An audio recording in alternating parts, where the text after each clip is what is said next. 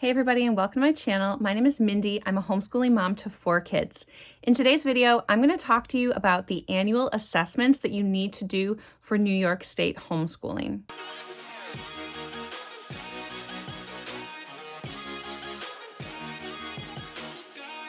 First, I just want to preface this video by saying that I am not a legal expert. The purpose of this video is to inform you about the assessment process for homeschooling in New York State. You are going to want to do your own due diligence, and I would very highly recommend going to hslda.com to look up just a summary of all the things here that I'm going to talk about for assessment purposes in New York State. So this video is going to be broken up into 2 parts. The first part is going to be the how, the what, the where, and the who of all the things assessments. Part 2 is going to be about what my family personally does and the steps that I take to assess my children. So an annual assessment means that every year you are assessing how your child has performed in that grade level. So if you have a kiddo in grades 1 all the way up through 12, you must assess them annually and give those results to the district in which you reside. Now, there is a lot to the annual assessments, so we are just going to keep this very simple. So first, you need to know that every child that you are teaching will be assessed. So if you are teaching just one child, you are going to send in the results of one test. If you are teaching multiple children, you will have to give each one of those kiddos a test and send in the results with your quarter 4 report. Let's first start with the types of tests that you can choose from. Iowa Test of Basic Skills, the California Achievement Test, the Standard Achievement Test, Comprehensive Test of Basic Skills, the Metropolitan Achievement Test, a state education department test, like what they give in the public schools, or another test approved by the state education department. Where does your student take this test? Odds are that most of you want to give this test yourself within your home. There are 4 options that you can choose from, and right in the regulations it states, the test shall be administered in accordance with one of the following options to be selected by the parents. So the first option is at the public school by its professional staff. Option number 2, at a registered non-public school by its professional staff, provided that the consent of the chief school officer of the non-public school is obtained. Guys, I'm really not even sure what that means. I don't do that, okay? The third option, at a non-registered public school by its professional staff, provided the consent of the superintendent of schools of the school district and of the chief school officer of the non-public school is obtained. Again, I don't know what that means. This is what we do. Option 4, at the parent's home or at any other reasonable location by a New York State certified teacher or by another qualified person. Those are the key words because technically as a homeschooling parent, you are qualified to teach your children, and I have made sure that that is true and accurate with HSLDA. Okay, but here's the stipulation. It says provided that the superintendent has consented to have said certified teacher or other person administer the test. So in your quarter 3 reports, at the top of your quarterly report, you are going to state, my child, their name, is planning to take the blank test, and we will give you results in our 4th quarter report. That is called implied consent.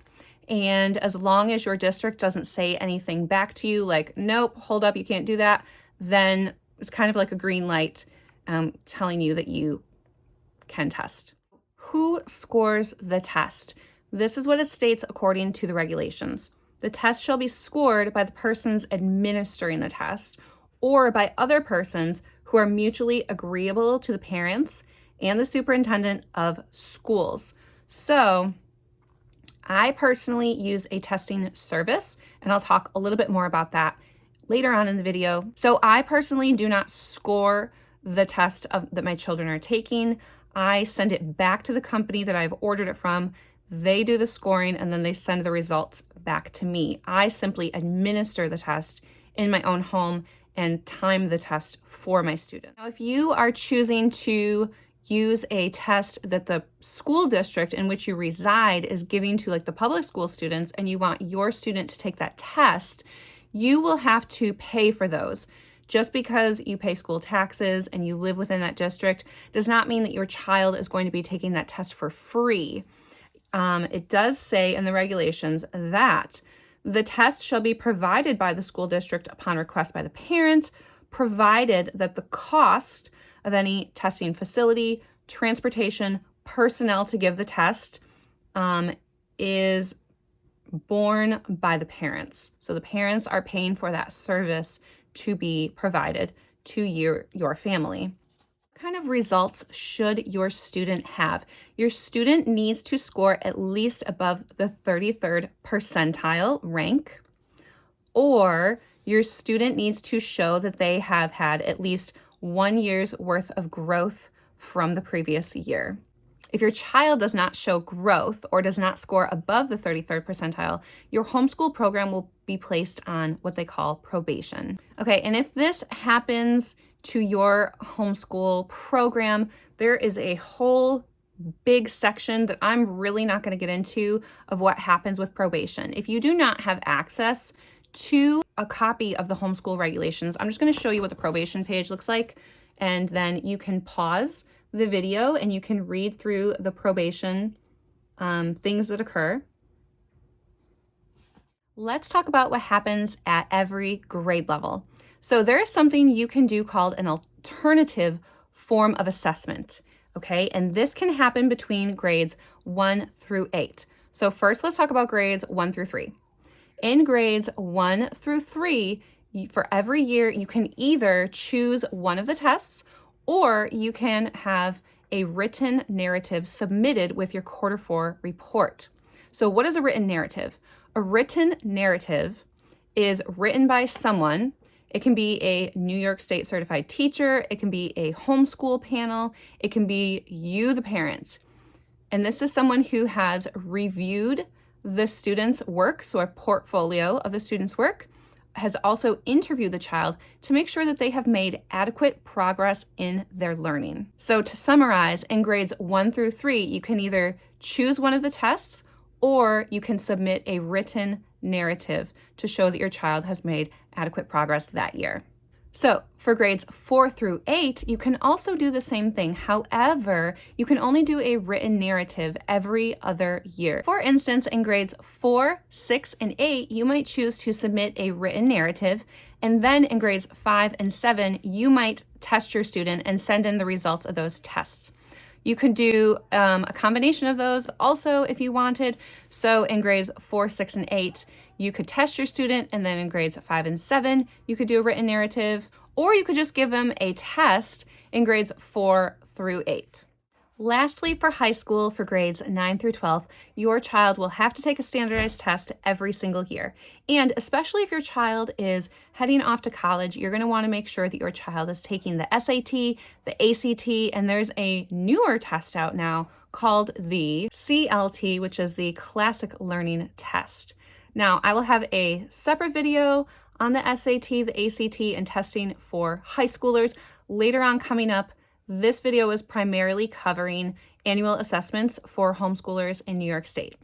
One thing I did also want to mention is that either certified teacher, the peer review panel, or any other person who is going to be reviewing your child's work and then writing up the written narrative can be chosen by the parent, but it also, just like the test, needs to be with the consent of the superintendent, and you can state that again in your quarter 3 report. There is also something very important that I do want to read to you from the regulations, because sometimes things don't always go smoothly between a homeschooling family and the district in which they reside. So let me read this to you. If a dispute arises between the parents and the superintendent of schools, including disputes over the administration of the commercially published norm-referenced achievement test or the use of the alternative evaluation methods, the parents may appeal to the Board of Education.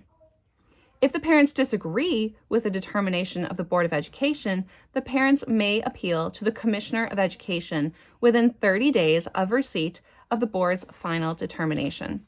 So first and foremost, I would take those steps that I just read to you. But also, if you are not a member of the HSLDA, I would very highly recommend becoming a member of the HSLDA. It is like $125 a month, and it covers you legally if you were to need their assistance for anything in your homeschooling program. I say $125 a month. I meant $125 a year. I am so sorry. $125 a year. Every family is different, so please take what I do with a grain of salt. This is what works best for my family. So you might make different decisions for your own family based upon your unique needs of your family and your students. So this is when my son was in 6th grade. Now you can see this is our 3rd quarter report for that particular school year. I just got rid of our personal information here at the top. I just have my name and address. But I put this statement here to obtain consent from my superintendent, and I highlighted it. So I said, Ethan will take the CAT test prior to the end of quarter 4 to fulfill the annual assessment requirement. This test will be administered in his home, myself, my full name, New York State certified teacher. The composite score will be reported and included in the quarter 4 report. Now, a couple of things here that I did that I want you to make sure that you're paying attention to. First of all, I stated what test I was giving. So I'm giving the CAT test prior to the end of quarter 4. And I'm letting them know, because I'm doing this, I'm fulfilling the annual assessment requirement for New York State. I'm telling where the test is going to be administered. So it's going to be administered in our home. Now you also need to include who is giving the test.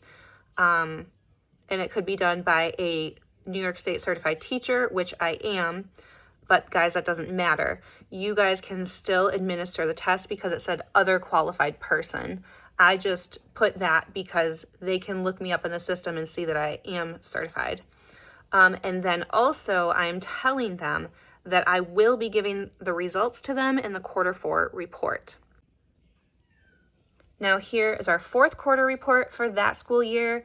In between the 3rd quarter report and the 4th quarter report, you need to actually administer the test or figure out what you are doing for testing and do it and have the results prior to submitting your quarter 4 report. So again, I just put a statement.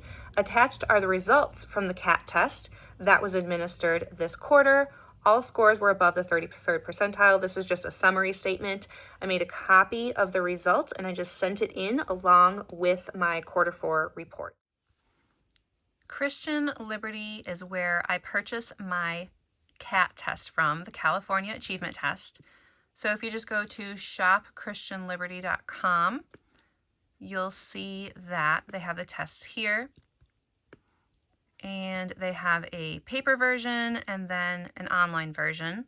So if you choose that, and right now they have a sale going on, but I mean, somebody might be watching this video like a year later, 2 years down the road, but they usually do have a sale right around springtime where it's 20% off. So basically you just enter your student's first and last name. For this, it says grade entering, and that can be kind of confusing. It's whatever grade they are currently in, you are going to choose that, if this is the test that you are choosing to give your student, and then you just add it to cart. This particular test, the CAT test, is a timed test, and it says that it's available for students entering grades 2 through 12, and it covers the following subject areas right here.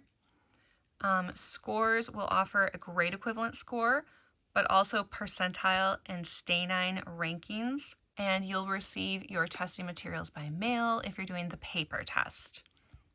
Okay. Thanks so much for stopping by my channel today. Please let me know down below in the comments if you have any more questions about the annual assessments for homeschooling in New York State, and I'll do my best to answer those questions for you. See you next time.